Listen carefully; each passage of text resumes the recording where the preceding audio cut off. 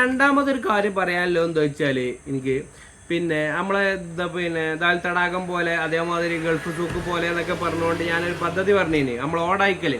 അപ്പൊ ആ ഓടായിക്കൽ പദ്ധതി കുറെ ആൾക്കാർ അതിന് വെയ്ത്താല നടന്നിക്കണ് കിട്ടൂല എന്ന് പറഞ്ഞുകൊണ്ട് ഓരോ കമന്റ് ബോക്സിലും പറയുന്നുണ്ട്, ആൾക്കാരൊക്കെ നേരിട്ടും പറയുന്നുണ്ട് ഇത് നടക്കാത്ത കാര്യം. കുറെ ആൾക്കാർ അതിന്റെ വെയ്ത്താല നടന്നിക്കണ്, ഓൽക്കൊന്നും കഴിയാത്ത കാര്യം എന്നെ കൊണ്ട് എങ്ങനെ കഴിയണേന്നൊക്കെ ചോദിക്കുന്നുണ്ട്. അപ്പോൾ ഓരോർക്ക് പറയാമല്ലോ എന്താ വെച്ചാൽ ഒരു മെമ്പർ എന്ന് പറയുന്നത് സ്ഥാനാർത്ഥിയായി നിൽക്കുമ്പോൾ 20-25 ലക്ഷം ഉറുപ്പ്യ പൊട്ടിച്ചുകൊണ്ട് ഓരോരുത്തർ ഈ പരിപാടിക്ക് നിൽക്കുന്നത്.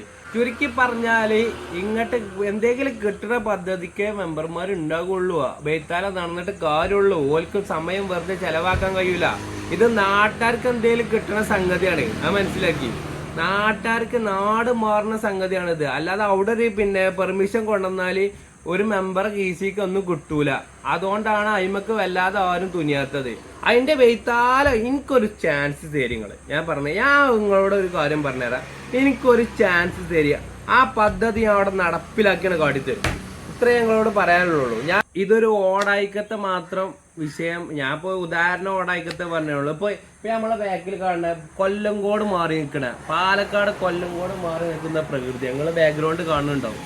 നമ്മളെ മാരമംഗലാണ്.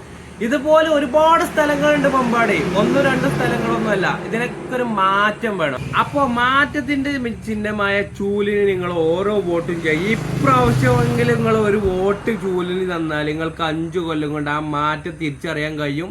ഇതിൽ യാതൊരു സംശയമല്ല. ഓക്കെ, വീണ്ടും കാണാം.